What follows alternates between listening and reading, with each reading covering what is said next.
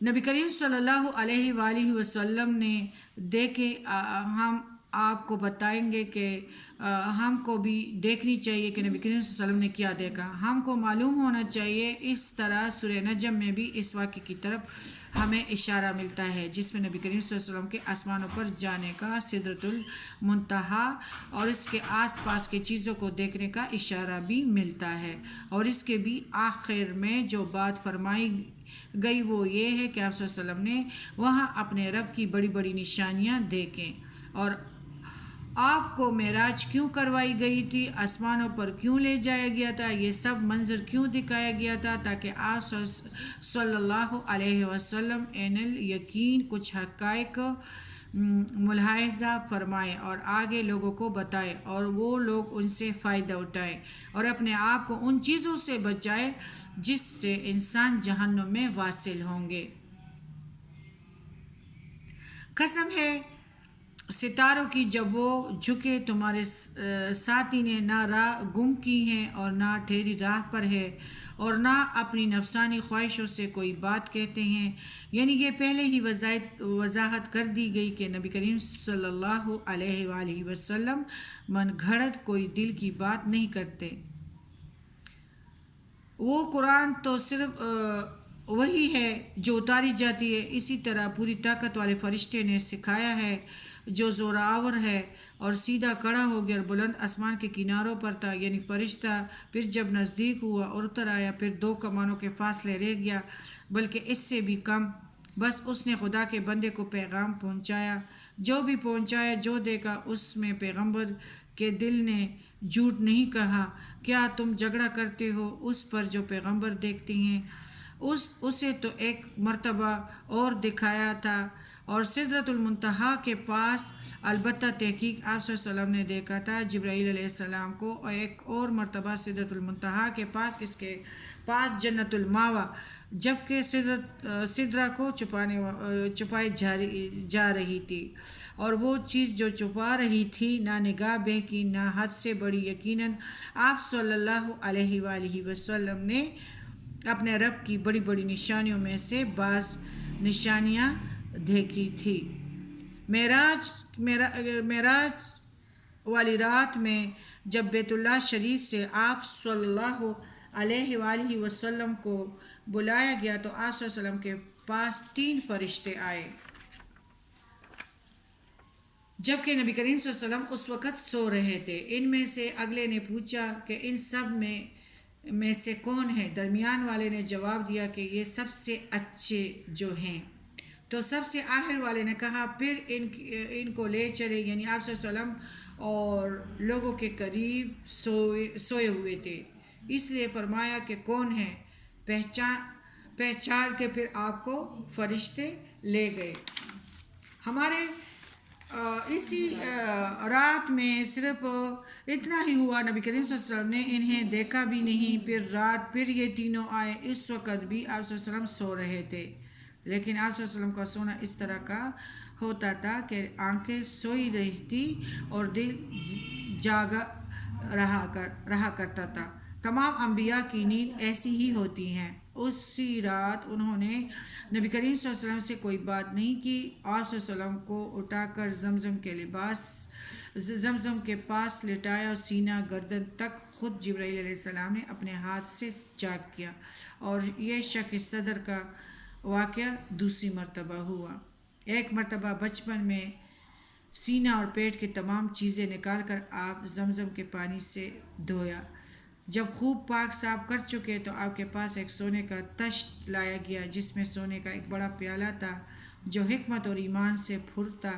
اس سے آپ صلی اللہ علیہ وسلم کے سینے اور گلے کے رگوں کو پر کر دیا، پھر سینے کو سی دیا۔ اسی دور میں تو یہ جب آپ صلی اللہ علیہ وسلم نے یہ بات بتائی تو لوگوں کے ایمان ہل گئے اور لوگ سمجھنے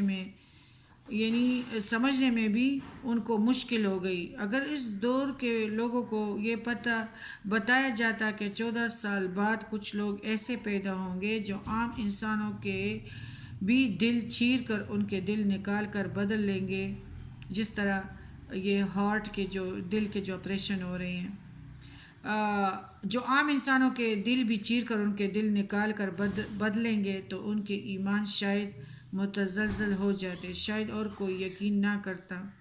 آج اگر انسان نے یہ مہارت حاصل کی ہے تو فرشتوں سے یہ کام کیوں کر مشکل ہے جو زمین سے اور آسمان سے زمین تک آتے جاتے ہیں۔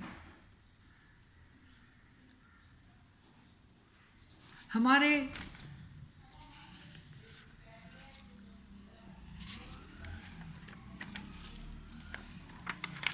نبی کریم صلی اللہ علیہ وسلم نے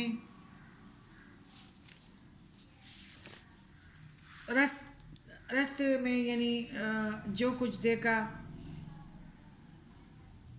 تو وہ یہ تھا کہ ایک جماعت کو دیکھا کہ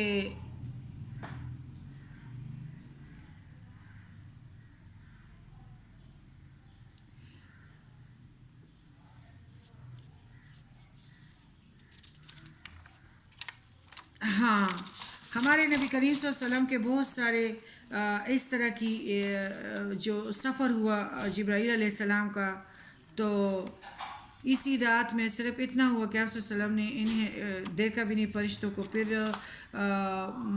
مطلب نبی کریم صلی اللہ علیہ وسلم کے لیے ایک تیز رفتار سواری لائی گئی جس کا نام بوراق تھا، جو صحیح معنوں میں برق بجلی کو کہتے ہیں۔ برق رفتار تھا، اتنا ہی تیز جہاں نگاہ جا کر رکتی تھی قدم اس کا وہیں ہوتا تھا۔ حضرت جبرائیل علیہ السلام اس کو پکڑ کر حضرت محمد صلی اللہ علیہ وآلہ وسلم کو سوار ہونے کے لیے کہا۔ آپ صلی اللہ علیہ وسلم سوار ہونے کا جب ارادہ کیا تو بوراق وہ کس قدر شوخی اور تیزی کرنے لگا۔ حضرت جبرائیل علیہ السلام نے اس کے کان میں کہا کہ کیا تجھے معلوم ہے کہ نبی کریم صلی اللہ علیہ وسلم سے زیادہ مکرم اور محترم کوئی نہیں ہے جو تجھ پر آج سوار ہے۔ یہ سن کر بوراق عرق کرک اور پسینہ پسینہ ہو گیا۔ یہ ترمذی کی روایت ہے، جہاں جہاں جو آئے گی روایت اس کی کتاب کا نام بھی آپ کو کوٹ کرتی جاؤں گی، اور یہ ترمذی کی ہے، لہٰذا مختلف کتابوں کے روایت کا مجموعہ ہے۔ جہاں جہاں روایت آئے گی اس کے کتاب انشاءاللہ آپ کو کوٹ کرتے جائیں گے اور آپ کو بتاتے جائیں گے، یعنی صحیح احادیث میں جو کچھ ہے۔ نبی کریم صلی اللہ علیہ وسلم جب سوار ہو گئے تو جبرائیل علیہ السلام آپ صلی اللہ علیہ وسلم کے رفیق اور ہم رکاب ہوئے۔ جب آپ منزل مقصود کی طرف تشریف لے گئے تو جاتے جاتے رستے میں ایسی زمین پر گزر ہوا جس میں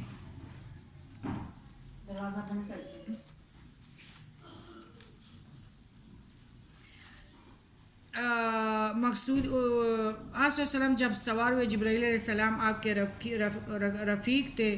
جب آپ منزل مقصود کی طرف تشریف لے چلے تو جاتے جاتے رستے میں ایسی زمین پر گزر ہوا جس میں کھجوروں کے بہت سارے درخت تھے۔ حضرت جبرائیل علیہ السلام نے فرمایا یہاں اتر کر 2 رکعت نفل پڑھ لیجئے۔ آپ صلی اللہ علیہ وسلم نے نماز پڑھی۔ جب جبرائیل علیہ السلام نے فرمایا یہ مدینہ کی سرزمین ہے جہاں آپ صلی اللہ علیہ وسلم نے ابھی نماز پڑھی ہے، آپ صلی اللہ علیہ وسلم وہاں سے چلے تو سفید زمین سے آپ کا گزر ہوا۔ جبرائیل علیہ السلام نے فرمایا کہ یہاں بھی آپ نماز ادا کریں۔ آپ صلی اللہ علیہ وآلہ وسلم نے ادھر بھی نماز پڑھ لی۔ پھر جبرائیل علیہ السلام نے فرمایا یہ مدین ہے جہاں نماز پڑھی گئی تھی۔ پھر آپ کا گزر بیت الحم پر ہوا، وہاں بھی نماز پڑھوائی گئی۔ جبرائیل علیہ السلام نے فرمایا یہ وہ جگہ ہیں جہاں عیسیٰ علیہ السلام کی پیدائش ہوئی۔ پھر آپ صلی اللہ علیہ وسلم کا گزر طور سینا سے ہوا، یہاں بھی آپ صلی اللہ علیہ وسلم سے نماز پڑھوائی گئی۔ کہا یہ وہ جگہ ہے جہاں موسیٰ علیہ السلام نے اللہ سے کلام کیا۔ یہ نسائی نے روایت کیا ہے، یہ نسائی کی روایت ہے، یعنی یہ مختلف پیغمبروں کی جو جگہ ہیں جہاں موسیٰ علیہ السلام نے اللہ سے کلام کیا، اور یعنی مختلف پیغمبروں کی جو جائے رسالت ہے اس کو دکھایا جا رہا ہے، یعنی ایک تاریخی سفر ہے زمین کا بھی، نہ صرف آسمان کا بلکہ زمین کا بھی ہے۔ پھر آگے چلے تو راستے میں بہت عجیب اور غریب باتیں آئیں، دیکھنے کو ملی، عبرت اور نصیحت کے طور پر یہاں بیان کی جائے گی۔ اگر آپ دیکھنا چاہیں تو تفسیر ابن کثیر میں بھی یہ سب کچھ موجود ہے۔ آپ صلی اللہ علیہ وسلم نے جب جبرائیل علیہ السلام لے چلے آپ کو، آپ کا گزر ایسی قوم پر ہوا جو کھیت کاٹتی ہیں اور وہ فوراً بڑھ جاتی ہیں، ویسے ہی ہو جاتا ہے جیسے پہلے ہی سے تھا۔ آپ صلی اللہ علیہ وسلم نے جبرائیل علیہ السلام سے پوچھا، یہ کون لوگ ہیں؟ یہ خدا کے راستے کے مجاہد ہیں، جہاد کرنے والے، جن کی نیکیاں 700 تک بڑھتی ہیں، اور جو خرچ کرے اس کا بدلہ پاتے ہیں۔ اللہ بہترین رازق ہیں، جس کا سورہ بقرہ میں بھی 261 میں بھی موجود ہے۔ مثل الذین ينفقون اموالهم فی سبیل اللہ کمثل حبۃ انبتت سبع سنابل فی کل سنبلۃ مائۃ حبۃ واللہ یضاعف لمن یشاء واللہ واسع علیم۔ مثال ان لوگوں کی جو اپنے مال اللہ کی راہ میں خرچ کرتے ہیں ایک دانے کی طرح ہے جس سے 7 بالیاں اگیں۔ سورہ بقرہ آیت نمبر 261۔ ترجمہ: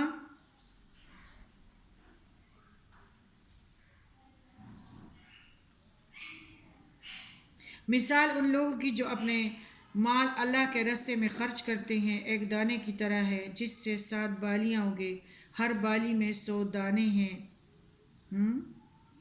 اور اللہ بڑھاتا ہے جس کے لیے چاہتا ہے، اور اللہ وسعت والا ہے اور علم والا ہے۔ تو بہترین صدقہ، بہترین خرچہ اللہ کے دین کے راستے میں خرچ کرنا۔ فی سبیل اللہ سے مراد اللہ کے راستے میں، دین کے راستے میں نکلنا، جس میں قلم، علم، قرآن، تلوار سے جہاد، ہر طرح کا جہاد مشہور ہے۔ قرآن کا علم سکھانا اور آگے بڑھانا بھی اس میں شامل ہے۔ پھر آپ کا گزر اس قوم پر ہوا جس کا سر پتھروں سے کچلایا جا رہا تھا، ہر بار ٹھیک ہوتے اور کچلتے جاتے، دم بھر کی مہلت انہیں نہیں ملتی تھی۔ آپ صلی اللہ علیہ وسلم نے پوچھا، یہ کون ہے؟ جبرائیل علیہ السلام نے فرمایا، یہ وہ لوگ ہیں جن کے سر فرض نمازوں کے وقت باری ہو جاتے تھے، یعنی نمازوں کو مصیبت سمجھتے تھے۔